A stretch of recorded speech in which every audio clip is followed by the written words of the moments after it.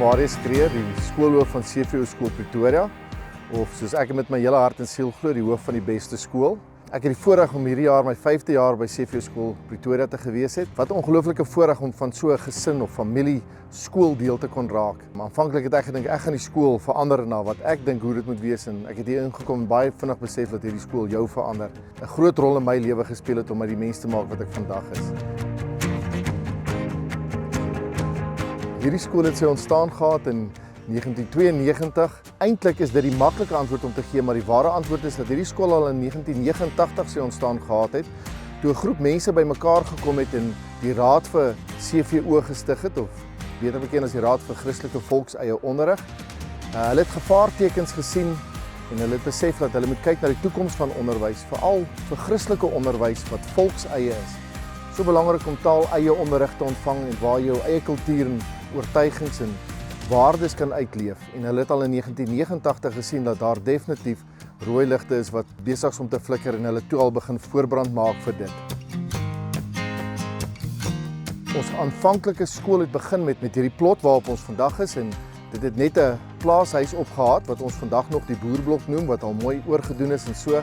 Die gebou was die aanvanklike eerste paar klaskamers, en soos die getalle gegroei het ons naderhand uitgeskuif in weermagtente en daar is onderrig gedoen. Dit was 'n tydelike oplossing. Een van die ouers het toe vir ons as besklasse by 'n skool gekry, en die ouers het dit self kom oprig. Elke liewe klas is deur die ouers se hande self opgesit. Dis een ding waarop ons nogal baie trots is dat ons dit self doen hierso. Dit was nou al vir 30 jaar het hierdie klasse hier gestaan. Onlangs het daar 'n groot passie onder die ouers ontwikkel dat hulle nou 'n permanente gebou wil begin bou. Die groei in getalle het dan vir ons addisionele fondse tot ons beskikking gemaak, en ons kon dan deur ouers se skenkings, hierdie OR wat slim planne gemaak het en uitdagings oorkom het, kon ons die fondse ingesamel het om hierdie gebou te bou, wat dan 8 klaskamers is wat min of meer 24 kinders per klaskamer kan akkommodeer. Die bedoeling is nooit om groter as dit te gaan nie. Ons glo nie in groot klaskamers nie. Ons glo ook nie in 'n skool wat getalle jaag nie. Ons glo meer in kwaliteit as in kwantiteit. Een van ons ouers by ons skool wat ongelooflike werk gedoen het, William Liversidge, het vir ons die geboue gebou. Hulle het dit binne 6 maande van begin, van die eerste grou tot op die einde van die laaste baksteen, kon dit so vinnig plaasgevind het. Ons het 'n baie mooi simboliese inwyding ook van die fondasie gehad, waar William vir ons 4 Bybels binne in beskermende boksies gesit het en op die 4 hoeke van die bou geplaas het, met die beginsel van dat ons op God vertrou het en dat die woord ons anker is. Net so 'n ekstra dingetjie is dat ons ongelooflike tradisie het dat elke leerling elke dag Bybel by hulle het. In die oggend as ons open en daar word 'n skriflesing gedoen, maak elke liewe leerling sy Bybel oop. En selfs die graad ertjies wat nog nie kan lees nie, het 'n Bybel, en ons help hulle om die plek te kry, maar hulle volg maar net so simbolies, maar dis vir ons 'n baie belangrike deel van ons skool.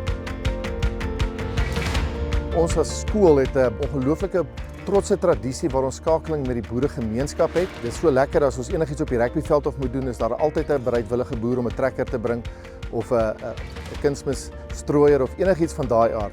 Maar ons seuns hier is 'n klomp boerseuns. As ons 'n sokkie het, dan helfte van die tyd kan jy niks van die seuns sien nie, want hulle is so gekamoufleer in hulle kamoufleerklere. So hier is verseker 'n klomp boerseuns hier by ons. Ons het op hierdie stadium met ons landbouwetenskap wat 'n belangrike vak vorm.